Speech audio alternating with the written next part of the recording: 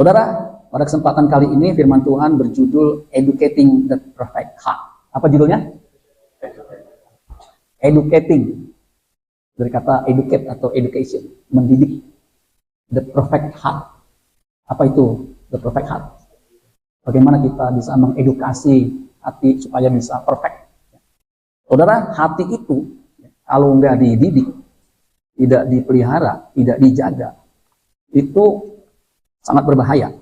Amsal 4 ayat 23, jagalah hatimu dengan segala kewaspadaan. Kenapa? Karena dari situlah terpancar kehidupan. Jadi hati itu perlu dijaga. Karena dari hati itu terpancar kehidupan. Kehidupan bukan hanya di bumi ini saja, di kekekalan. Makanya hati-hati dengan hati saudara dan saya. Karena hati itu bahaya kalau nggak dipelihara. Sesuatu yang nggak dipelihara akan mengalami kemunduran. Akan mengalami apa? Kemunduran. Jadi sangat penting memelihara hati, mendidiknya. Peliharalah hatimu dengan segala kewaspadaan. Sama dengan jagalah hatimu. Itu Alkitab yang terbuka. Karena dari sanalah pancaran kehidupan. Kalau saudara nggak menjaga hati saudara di bumi ini, nggak ada pancaran kehidupan, kita akan binasa. Makanya penting sekali menjaga hati. Hati manusia itu licik. Yeremia itu mengatakan, hati manusia lebih licik daripada segala sesuatu. Dan jahatnya tidak kepalang. Siapakah yang dapat memahaminya? Saudara, hati-hati.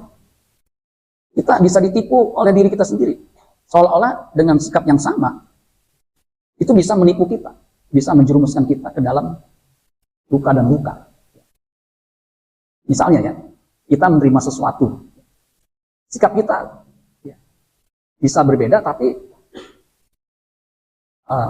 ada motif yang beda. Misal terima ya. Terima kasih ya. Terima kasih tuh. Padahal dalam hati cuma segini. Itu kan munafik. Terima kasih. Dalam hatinya, segini, lu ngasih bagaimana sih? Atau, ini hati ya bahayanya. Kita terima, oh nggak usah. Dalam hatinya, nah itu. Makanya, educating the perfect heart itu nggak mudah. Ya, bukan satu kebetulan, saya kan mendalami. Ya maksudnya, karena saya merasa begini, jangan sampai kita jadi Kristen bertahun-tahun, tapi salah memahami Alkitab. Salah memahami kebenaran. Nanti saya kasih contoh seru sekali. Makanya ini bukan satu kebetulan bagaimana kita bisa menjaga hati kita, mendidik hati kita supaya perfect. Makanya karena itu hendaklah kamu sempurna sama seperti Bapamu di sorga sempurna. Itu bukan perintah yang hanya sekedar lip service, tetapi betul-betul. Makanya kalau dibilang jadi Kristen itu sesuatu yang mudah, itu salah. Paulus mengatakan kerjakanlah keselamatanmu dengan takut dan gentar. Itu artinya serius. Kalau jangan sampai kita sudah jadi Kristen, tinggalin pekerjaan, tetapi tidak melakukan kehendak Allah. Ya, kamu pembuat kejahatan. Bayangin saudara sekalian. Karena bukan orang yang berseru Tuhan yang akan masuk ke dalam kerajaan surga, melainkan dia yang melakukan kehendak Bapakku yang di surga. Jadi hati itu harus dididik supaya dia ngerti kehendak Allah, apa yang baik, yang berkenan, dan yang sempurna. Supaya hati bisa mengerti yang baik, yang berkenan, dan yang sempurna. Itu harus diisi dengan kebenaran. Makanya orang kenapa dengar firman Tuhan langsung koit ngantuk begitu saudara. Nah, itu jawabannya saudara, sebab emang iblis nggak suka orang dengar firman Tuhan kemudian diubahkan hatinya. Begitu saudara. Makanya apalagi kalau kita pulang kerja capek, lelah, itu bawanya ngantuk, suruh dengar firman Tuhan, udah teler saudara ya. Itu kita akan bahas ya. Untuk itu kita buka, saya tampilkan ayatnya satu, cuman kita perlu baca satu perikop di dalam 2 Tawarikh 16, kita baca dari ayat 1 sampai ayat 14. Nanti saudara bisa baca di rumah, itu tentang Raja Asa. Raja Asa, ini Raja Yehuda, itu 3 pasal, 14, 15, 16. Ternyata ini luar biasa saudara sekalian, pelajarannya ya. Luar biasa. Raja Asa ini menurut rabi-rabi, para ahli Alkitab, itu dia 1 dari 5 orang yang punya kesempurnaan fisik. Jadi dia punya kelebihan 5. Ya, dia salah satunya. Kita tahu Simpson, kalau dia fisiknya kuat, dengan hanya rahang keledai dia bisa mengalahkan 1000 orang. Dia bisa mengangkat pintu gerbang dengan 2 tangan. Itu kelebihannya ya. Kemudian Adam udah pasti, ya, makhluk pertama yang diciptakan pasti bagus. Kemudian Absalom, Terus saudara baca, Absalom itu dari atas kepala sampai ke ujung kaki sempurna, tidak ada cacatnya. Itu luar biasa ya. Kemudian rambutnya itu begitu indah. Dicukur, itu kalau ditimbang 2,3 kilogram. Nah itu sempurna. Kemudian siapa lagi? Zedekia. Itu matanya melihatnya. Kan mata kita juga luar biasa. Baca begini, pakai fokus kan. Kemudian ada burung elang di langit, kita langsung begitu, bisa langsung begitu. Nah, itu luar biasa. Nah ini Zedekia katanya matanya luar biasa. Tapi dicungkil. Simpson kekuatannya, malah kekuatannya itu yang membunuh dia. Saul itu tinggi. Perawakannya tinggi. Ya. Tapi dia akhirnya binasa. Nah, Raja Asa punya kelebihan, tapi nggak tahu. Saya coba cari tahu kelebihannya apa. Tapi kalau saya lihat, dia ini orang yang punya kecerdasan. Punya apa? Menurut saya kecerdasan. Coba lihat. 2 Tawari, mungkin Aldi bisa bantu. 2 Tawari 16 ayat 1. Judulnya Perjanjian Asa dengan Aram dan akibatnya. Pada tahun ke-36 pemerintahan Asa, jadi 36. Jadi dia udah memerintah selama 36 tahun. Kemungkinan dia memerintah usia muda, saudara ya. Jadi cukup lama. Kalau Daud kan 40. Nah ini tahun ke-36 pemerintahan Asa. Majulah Raja Israel. Jadi ada Raja Yehuda sama Raja Israel. Yehuda itu Yehuda dan Benyamin. Sisanya yang 10 itu disebut Raja Israel. Nah sekarang ini yang eksis itu Raja Yehuda, Kerajaan Yehuda. Kerajaan Israel itu punah. Sekarang Kerajaan Yehuda yang disebut juga memang Israel juga. Hendak berperang melawan Yehuda. Ia memperkuat Rama dengan maksud mencegah lalu lintas kepada Asa, Raja Yehuda. Ada perjanjian antara aku dan engkau, antara ayahku dan ayahmu. Ini kukirim emas dan perak kepadamu. Emas, perak dari dulu sampai sekarang itu sesuatu yang berharga. Marilah, batalkanlah. Perhatikan ya. Tadi coba tadi kelongkak tuh ya. Jadi jangan setiap ini saya belum sempat ini udah kelewat. Dari ayat 1 dulu. Saudara, sambil saya baca ini supaya kita terbiasa membaca dengan runut. Karena Alkitab itu bukan hanya dibaca sekilas tapi runut. Saya masih baca runut begitu ya. Pada tahun ke-36 pemerintahan Asa, majulah Baisa, Raja Israel hendak berperang melawan Yehuda. Ia memperkuat Rama dengan maksud mencegah lalu lintas kepada Asa, Raja Yehuda. Jangan dinaikin dulu. Lalu, perhatikan, Asa mengeluarkan emas dan perak dari perbendaharaan rumah Tuhan. Jadi, rumah Tuhan itu ada emasnya sebagai cadangan untuk operasi, untuk kegiatan rumah Tuhan. Dari perbendaharaan rumah Tuhan dan dari perbendaharaan rumah raja. Raja juga punya emas. Dan mengirimnya kepada Ben-Hadad, Raja Aram yang diam di Damsyik. Nah, ayat 3. Ada perjanjian antara aku dan engkau. Ini antara Raja Asa. Antara ayahku dan ayahmu. Ini kukirim emas dan perak kepadamu. Marilah, batalkanlah perjanjianmu dengan Baisa, Raja Israel. Karena apa? Kalau Raja Israel bergabung dengan Ben-Hadad, Raja Aram, menyerang Yehuda, menurut pikiran Asa, kalah. Supaya ia undur daripadaku. Nah, naik dikit, 4. Lalu, Ben-Hadad mendengarkan permintaan Raja Asa. Dikasih emas, perak. Ia menyuruh panglima-panglimanya menyerang kota-kota Israel. Dan mereka memukul kalah Ion dan Abel, Maim, dan segala tempat perbekalan kota-kota di Naftali. Dan itu nama kota ya. Segera sesudah Baisa mendengar hal itu, ia berhenti memperkuat Rama. Ia menghentikan usahanya. Jadi kalau perdagangan dicegah, saudara, parah. Sekarang ini perang dagang ini luar biasa, ya. Menyangkut ke semua. Ada berita dari India itu diserang sama Pakistan. Nah, India itu punya senjata nuklir. Pakistan juga punya senjata nuklir. Pakistan nyerang duluan. 26 orang sipil dan turis itu meninggal. Nah, India itu bermaksud menyerang. Itu karena apa? Dagang, saudara ya. Nah, ini saudara ya. Ayat berapa? 6. Tetapi Raja Asa mengerahkan segenap orang Yehuda yang harus mengangkat batu dan kayu yang dipergunakan Baisa untuk memperkuat Rama. Ia mempergunakannya untuk memperkuat Geba dan Mispa. Ayat 7. Pada waktu itu datanglah Hanani. Hanani ini nabi, melihat kepada Asa, Raja Yehuda. Katanya kepadanya. Naik dikit. Perhatikan nih, saudara ya. Lihat. Ini seolah-olah kan apa salahnya? Salah. Karena engkau bersandar kepada Raja Aram dan tidak bersandar kepada Tuhan Allahmu. Oleh karena itu terluputlah tentara Aram dari tanganmu. Nah, saudara lihat, kalau saudara nggak baca ayat sebelumnya, ini apa sih ini? Saya udah baca 2-3 kali. Saudara lihat situ. Bukankah tentara orang Ethiopia dan Libya besar jumlahnya?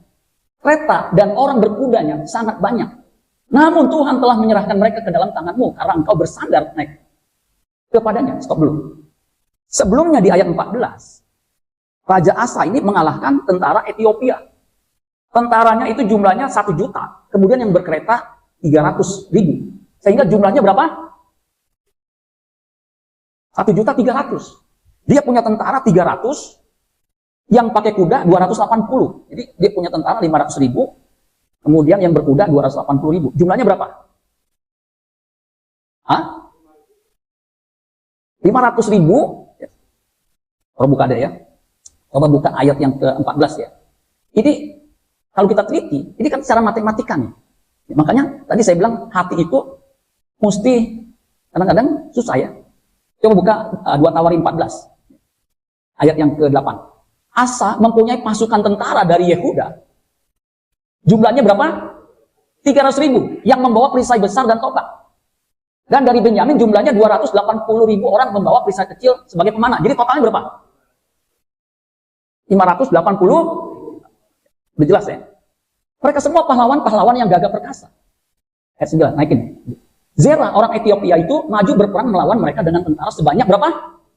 1 juta orang dan 300 kereta. Jadi 1.300.000 lawan 580 di atas kertas menang mana? Pasti 1.300.000, betul nggak? Kayak kita nih lawan Singapura. Nggak usah seluruh tentara, orang kebun pala aja lawan Singapura. Keok. Saudara.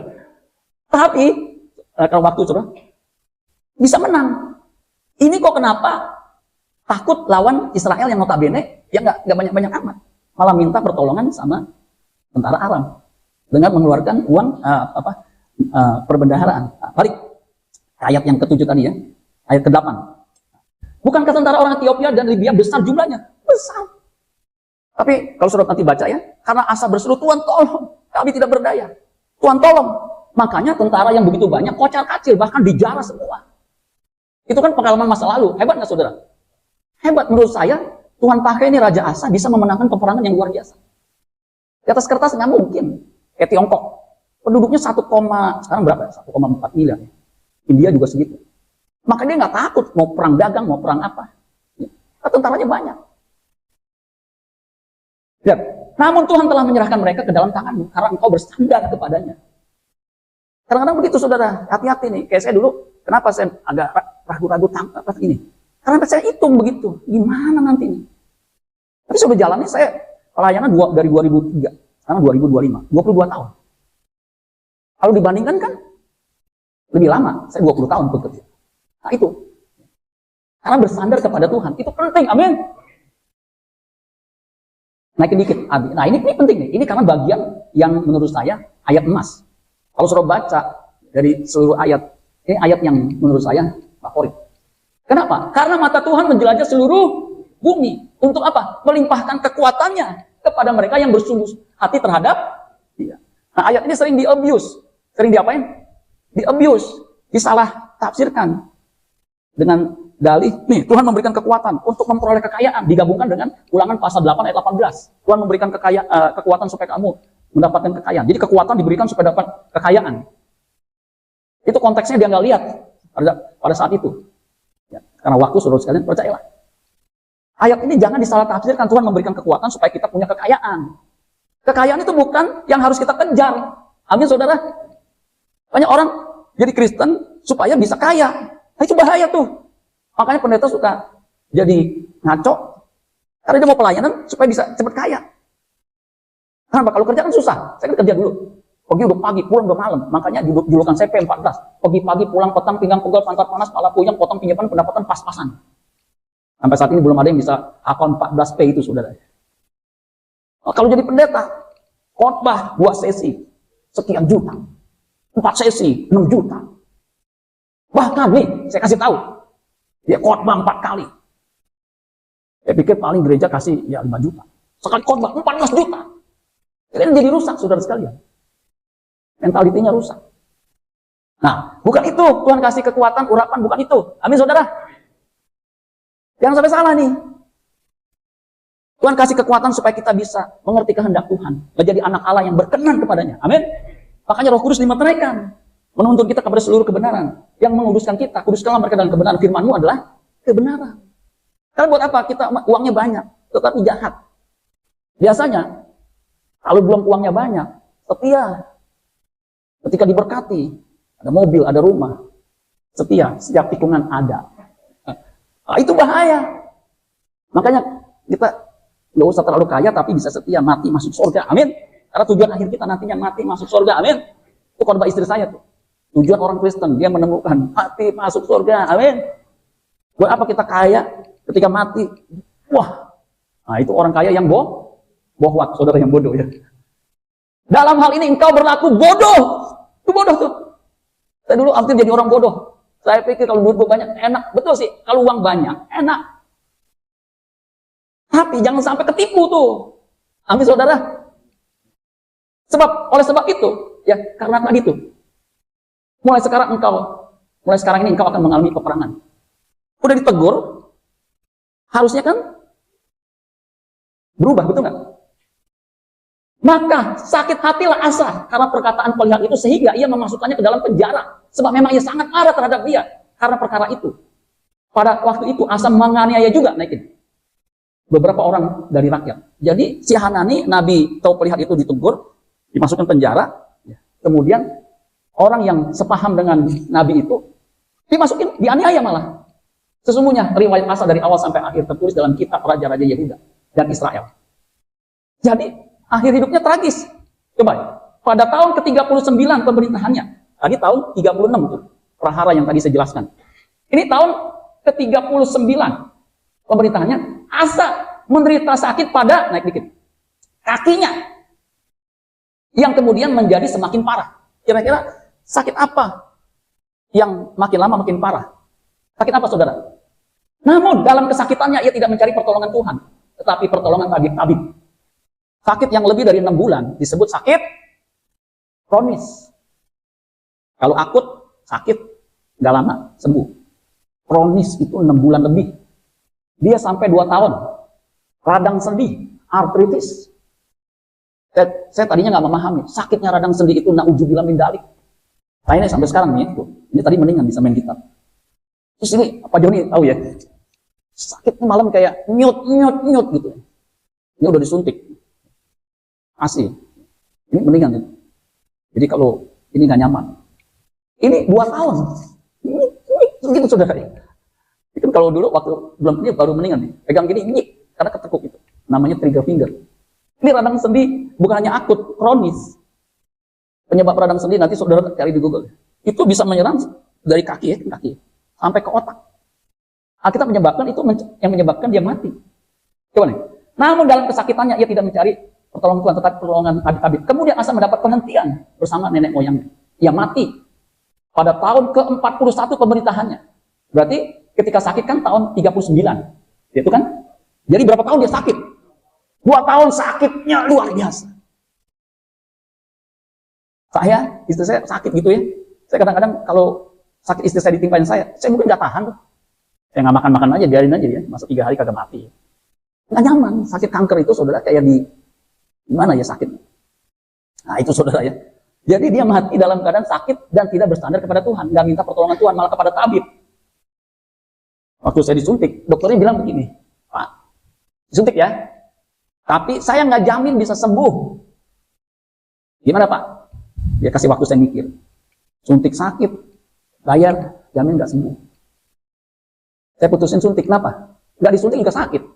Disuntik sakit, dia nggak jamin sembuh. Ya mendingan suntik, bayar. Tapi minimal saudara, ada obatnya masuk. Nah, ini nggak sembuh-sembuh, akhirnya mati terus kan. Ya. Dan dikuburkan di kuburan yang telah digali, naik. Baginya di kota Daud. Mereka membaringkannya di atas pertiduran yang penuh dengan rempah-rempah. Dan segala macam rempah-rempah campuran dicampur menurut para pencampur rempah-rempah. Lalu menyalakan api yang sangat besar untuk menghormati. Jadi dia mati dalam kesakitan, bukan hanya sakit secara fisik, tapi lebih daripada itu. Hidupnya binasa. Nah ini bahaya saudara sekalian. Orang yang tadinya luar biasa. Saya coba mempetakan kehidupannya. Supaya kita bisa belajar saudara sekalian. Dari orang yang namanya Asa ini. Balik ke tadi ya. Di ayat yang ke ya. Ini bumi saudara ya. Bumi ini saudara sekalian diawasi oleh mata Tuhan yang menjelajah seluruh bumi melimpahkan kekuatan. Jadi mata Tuhan itu melihat, amin. Yang bersungguh-sungguh hati dia mau kasih kekuatannya. Kekuatan untuk apa? Kekuatan supaya bisa menjadi anak Allah yang berkenan kepada Bapa di surga. Bukan kekuatan untuk memperoleh kekayaan. Ulangan 8 ayat 18, bukan. Tapi untuk bisa mengubah diri kita ini, hati kita ini. Jadi ini kita harus perhatikan. Mata Tuhan memperhatikan seluruh permukaan bumi. Mencari orang-orang yang hatinya sungguh tulus terhadapnya. Jadi hati itu kan mesti diproses sampai jadi perfect. Perfect itu degree. Ya. Mengalami peningkatan. Comparative degree. Ya. Baik, lebih baik, sangat baik. Ini sangat tulus. Sungguh tulus. Bersungguh-sungguh. Next. Ini satelit saudara ya. Terjemahan bahasa Inggris mengatakan yang contemporary English version, the Lord is constantly watching everyone. Coba katakan constantly watching everyone. Ya, kita kan nggak biasa bahasa Inggris, minimal sekali-sekali ya. Constantly itu constant, watching everyone.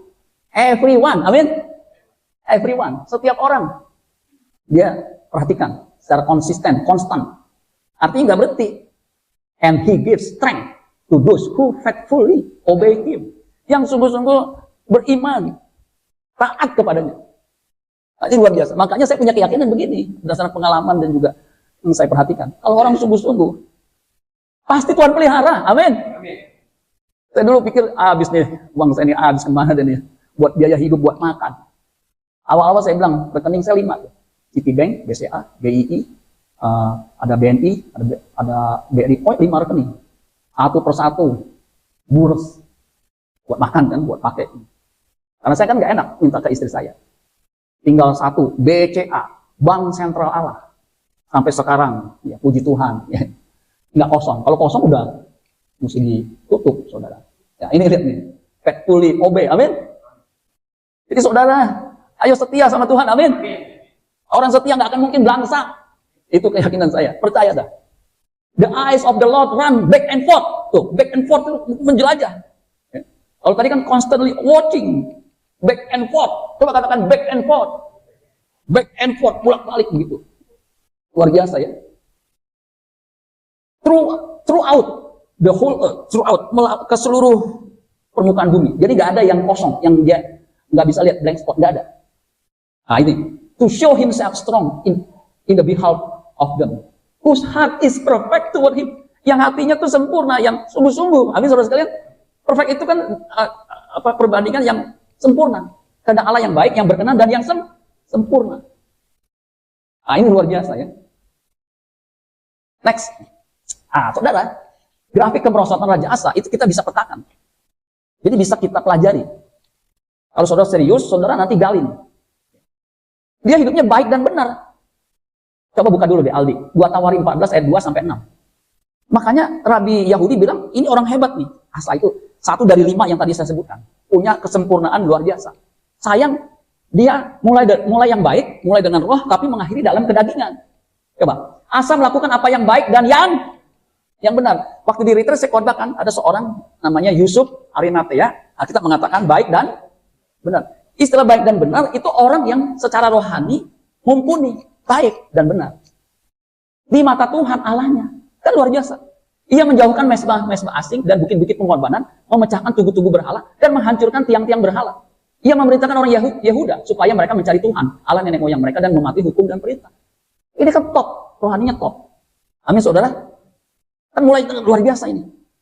Dia untuk bisa mencapai top performance itu, pasti dia udah kerja keras. Nah ini luar biasa. Makanya tidak heran, lawan 1.300.000 tentara, dia bisa menang. Sebab apa?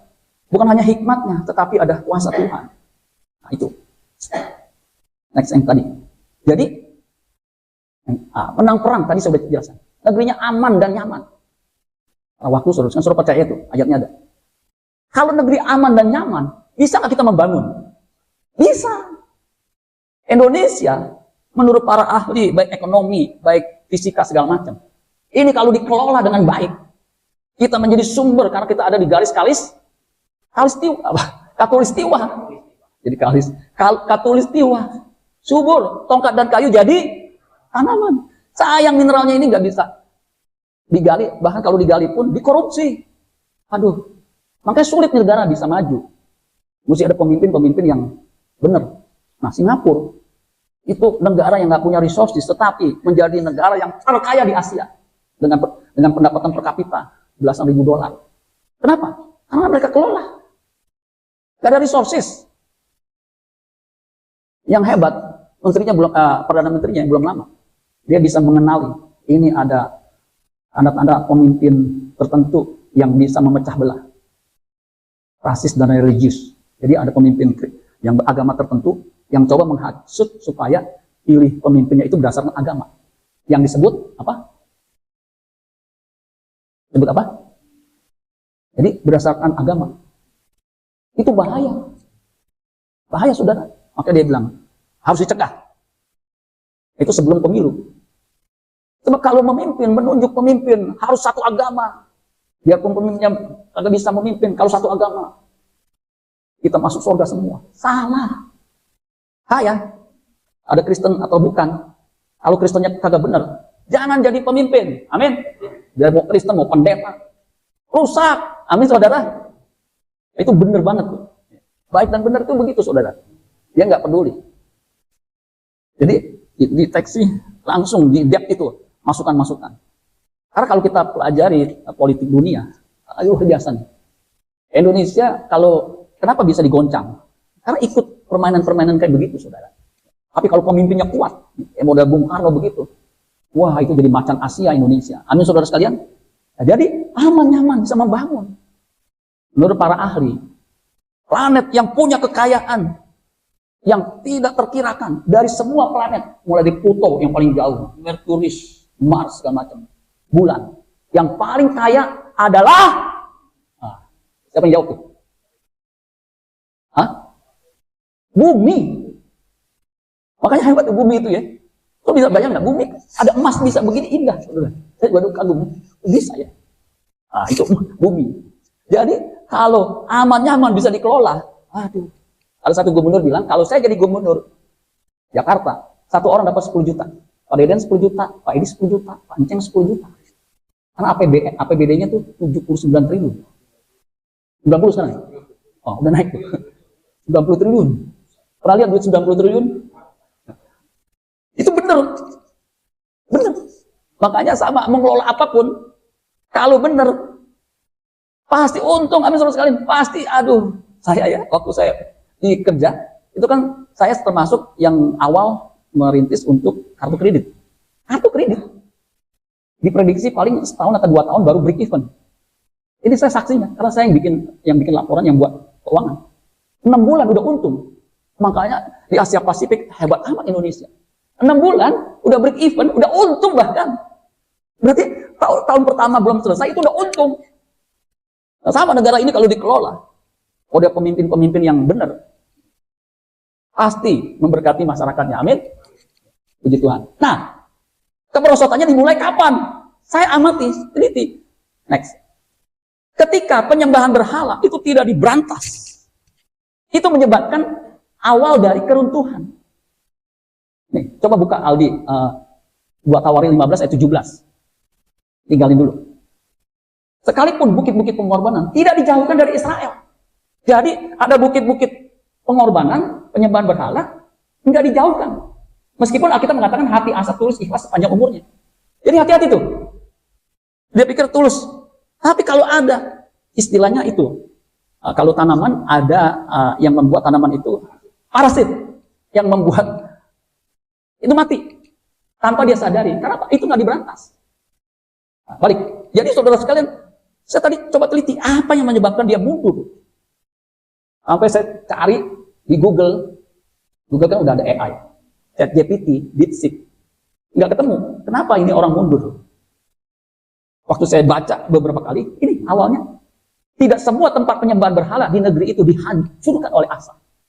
Jadi kalau ada penyembahan berhala, unsur-unsur kekafiran dalam diri kita nggak dimusnahkan, hati-hati, itu bisa menggerogoti kita, membuat kita merosot.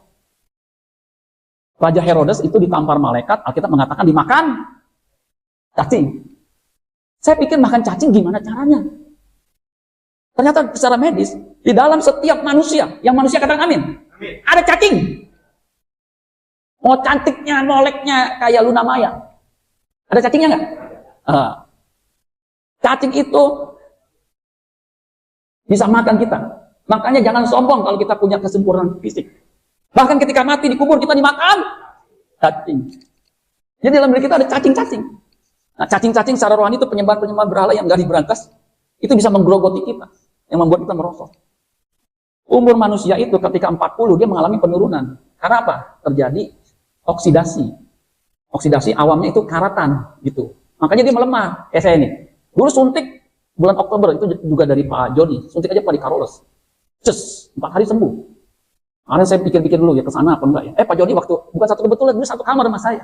Saya cerita lagi. Coba Pak, ke situ kan deket tuh. Enggak cerita saya ke situ. Cuma 200.000. Di sana 750.000. Suntik. Di sana 4 hari, ini 2 minggu belum, tapi udah ada kemajuan. Kenapa? Merosot.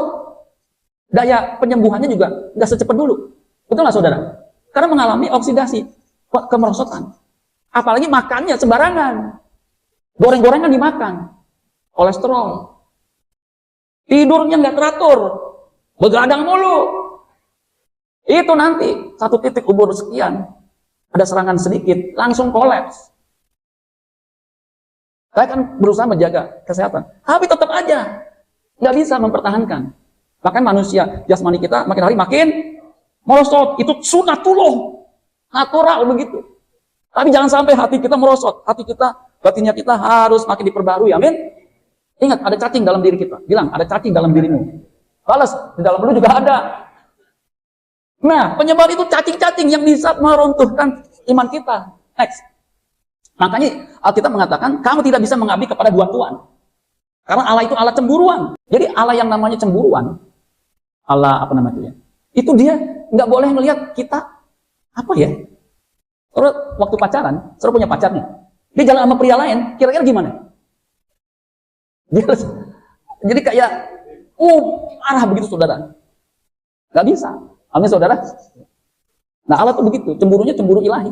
Jadi nggak bisa ada berhala. Berhala zaman ini kan tugu-tugu, patung-patung. Berhala sekarang itu mungkin pekerjaan. Itu pekerjaan saya waktu itu. Itu bisa jadi berhala. Sebab apa? Untuk dapat kerjaan itu nggak mudah. Harus melalui tes, kemudian mesti ada ordal. Itu kan saya ada ordal. Dia kerja di situ. Awalnya saya mau nggak di situ. Saya udah 4 tahun di Astra. Kan udah lulus. Lulus tapi ijazahnya belum ada, baru transkrip. Nggak apa-apa. Interview. Dia tertarik, kerja 3 bulan percobaan. Lulus. Nah, saudara, itu jadi apa ya? Nggak bisa dilepas. Tapi saya masih untung, tetap setia, ibadah. Nah, itu masih untungnya. Amin, saudara? Nah, kalau orang udah ada penyembahan berhala, keputusannya salah, kayak tadi itu. Masa harta benda bait Allah buat nyogok, itu salah. Jangan sampai keputusan kita salah. Kalau salah memutuskan hal-hal yang nggak prinsip, itu nggak masalah. Saya pernah salah memutuskan investasi. $5.000, ambles. Anak saya pernah hampir 60 juta. 60 lebih bahkan. Ambles. Itu masih, ya udahlah ya, bis gimana ya. Tapi kalau salah memutuskan sehingga menjerumuskan kita masuk neraka. Masuk neraka nggak sehari, 2 hari, seminggu, 2 minggu, sebulan, 2 bulan, setahun, 2 tahun. Itu selama-lamanya. Terus yang lebih parah lagi, nggak mau ditegur. Padahal sebelumnya, Asa ini pernah ditegur, dia mau. Tadi selalu bisa baca ya, karena waktu. Ini orang nggak mau ditegur, sampai malah sakit hati, malah sampai mati. Saya cari tahu kenapa orang udah salah nggak mau ditegur. Kenapa saudara? Kenapa? Apa? Apa? Tadi ada yang benar. Hah? Sombong, itu ada jawabannya. Sombong. Kenapa orang nggak mau ditegur? Karena dia ini tinggi hati, sombong. Raja Daud itu melakukan sesuatu yang menurut saya nggak bermoral. Ketika ada orang mandi yang namanya Batseba. Batseba itu Alkitab mengatakan very beautiful to behold. Artinya sangat cantik untuk dilihat. Artinya mau nggak mau dia mesti lihat karena cakepnya gitu. Dia jatuh kan? Suaminya dia bunuh. Suaminya namanya siapa? Uria. Kemudian diambil. Hamil kan? Ditegur. Anaknya mati. Dia bisa membicarakan apa? Memenjarakan Nathan. Nabi yang negur dia. Tapi dia bertobat. Makanya dia bisa dipulihkan. Amin. Asa, ditegur malah. Tadi kita mengatakan coba bukan. 1 Tawari 16 ayat 7. Ini hati-hati nih saudara. Coba Aldi, ini penting. Jangan sampai kita jadi sombong. 2 Tawari pasal 16 ayat 7. 2 Tawari 16 ayat 7. Yang tadi nih, ini bagian penting. Pada waktu itu datanglah Hanani pelihat itu kepada Asa, Raja Yehuda, katanya kepadanya, karena engkau bersandar kepada Raja Aram dan tidak bersandar kepada Tuhan Allahmu. Oleh karena itu terrebutlah tentara Aram dari tanganmu. Bukankah sekarang terus naik dikit? Nah, karena mata Tuhan menjelajah seluruh bumi. Ini udah jelas ayat 10-nya. Maka sakit hatilah Raja Asa karena perkataan pelihat itu, sehingga ia memasukkannya ke dalam penjara. Sebab memang ia sangat ditegur malah jadi marah.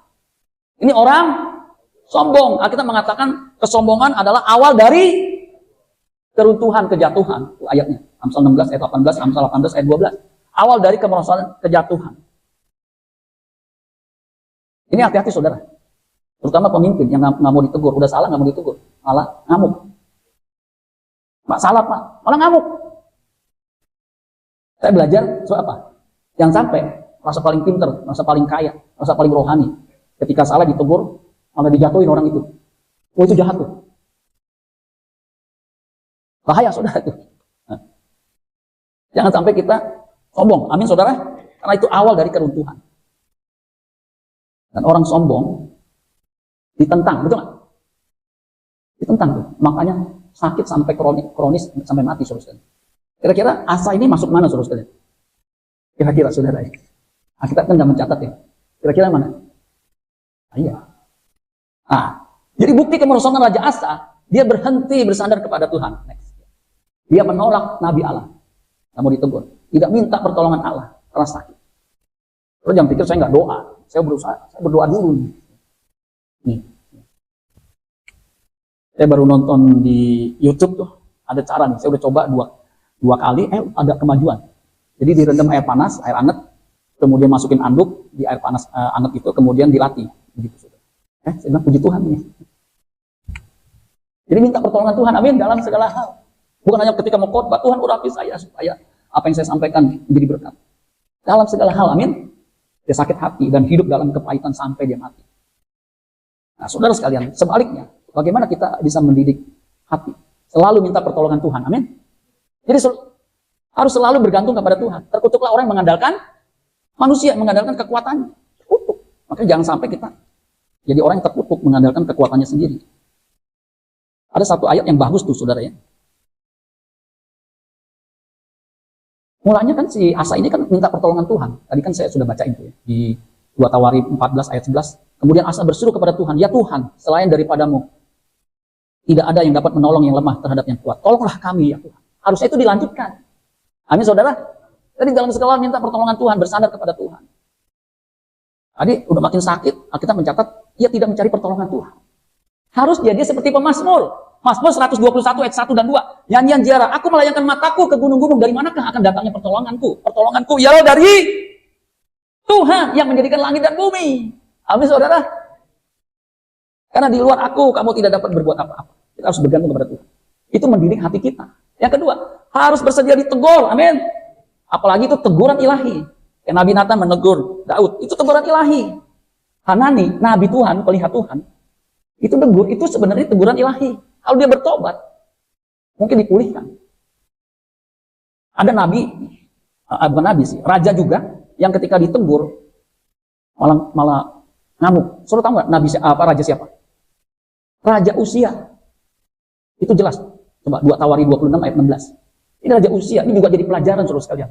Setelah ia menjadi kuat, ia menjadi tinggi hati. 2 Tawari 26. Ingat 26, 16. Jadi orang kuat itu bisa potensi tinggi hati. Sehingga ia melakukan hal yang merusak. Jadi sombong itu bisa merusak. Ia berubah setia kepada Tuhan. Ayat 18 loncat. Mereka berdiri di depan Raja Usia. Ini para imamnya. Dan berkata kepadanya, hai Usia, teguran, engkau tidak berhak membakar ukupan kepada Tuhan. Hanyalah imam-imam keturunan Harun yang telah dikuduskan yang berhak membakar ukupan. Keluarlah dari tempat kudus ini. Karena engkau telah berubah setia. Ayat 19 loncat. Tetapi Usia dengan bokor ukupan di tangannya untuk dibakar menjadi marah. Apa akibatnya? Sementara amarahnya meluap terhadap para imam, timbullah penyakit kusta pada dahinya. Kemudian ayat 20 bagian terakhir, dia kusta pada dahinya. Bagian terakhir, karena Tuhan telah menimpakan tulah kepadanya. Ayat 21, Raja Uzia sakit kusta sampai kepada hari matinya. Sebagai orang yang sakit kusta, ia tinggal dalam sebuah rumah pengasingan. Orang sombong ditentang. Ini saudara sekalian, bersedia ditegur. Biasanya yang menegur saya itu orang yang berani. Istri saya, ada satu pendeta ya, istrinya ya, dia tegur saya, Pak, jangan pakai ilustrasi itu Pak. Itu menyinggung jemaat saya. Yang mana tante? Disebutnya ini. Oh, sejak saat itu sampai sekarang saya udah nggak pakai lagi. Tadinya saya pikir kan lucu. Udah. Ditegur. Nah, udah. Ada yang pernah tegur, Pak, jangan pakai bahasa Inggris. Udah, saya kurangin bahasa Inggris. Tapi, gimana bisa kurangin, saudara? Saya pernah dengar Pak Niki nih, di doa malam. Itu semua bahasa Inggris dia keluarin semua. Saya bilang, dia lebih banyak dari gua. Betul nggak Pak Niki? Ini orang masih hidup, saudara. Saya berani ngomong sebab, wah, ini istilah hebat nih. Saya ditegur, saya udah kurangin. Ah, gereja kita kan udah pakai bahasa Inggris. FFCB. Tapi waktu itu ditegur, saya udah kurangin. Amin. Yang ketiga, menghargai sukses masa lalu bersama Tuhan. Jadi kalau Tuhan menolong Raja Asad melawan kerajaan Ethiopia, itu hargai. Jangan terlena dengan sukses masa lalu. Terlena artinya ya diabaikan kemudian tidak dihargai. Harus dihargai, amin. Karena sukses kecil itu bisa mendorong kita untuk lebih mempercayai Tuhan. Daud itu, selain dia mau ditegur, dia menghargai sukses kecil.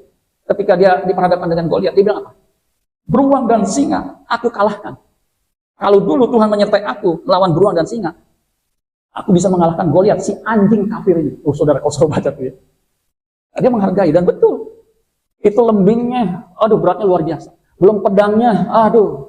Belum baju jirahnya, semuanya tuh beratnya sampai puluhan kilo. Daud kecil, bagaimana bisa menang? Dengan hanya sebuah ketepel. Kira-kira berapa kali dilemparin? Kira-kira berapa kali? Oh, enggak kena. Oh, enggak kena. Oh, berapa kali? Hah? 3 kan? Sekali, saudara. Sup, kena apanya? Kepalanya, jidatnya tuh ada bolong di sini. Saudara, sekuat apapun, saudara, ya, manusia paling kuat. Kalau ininya nih kena, apa yang terjadi? Nggak mati sih, mungkin kelenger aja, betul nggak saudara? Pas kelenger, sama pedangnya sendiri digorok itu Goliat. Mati saudara. Makanya saudara sekalian, kalau Tuhan menyertai, nggak ada yang mustahil, amin. Goliat tingginya itu 2,90 m. Boleh tinggal teman-teman, 3 meter. Rata-rata kita tinggi 160, 170 lah. Itu kan? Nah itu saudara, hargai sukses kecil, amin. Lihatlah hai orang-orang yang rendah hati, bersukacitalah kamu yang mencari Tuhan. Biar hatimu hidup kembali, amin. Supaya hati kita hidup kembali, mari kita edukasi, kita didik dengan firman Tuhan. Makanya setia kepada Tuhan. Kasih Tuhan tolong kita memiliki hati yang sungguh-sungguh kepadanya. Amin buat firman Tuhan. Tepuk tangan buat Tuhan Yesus.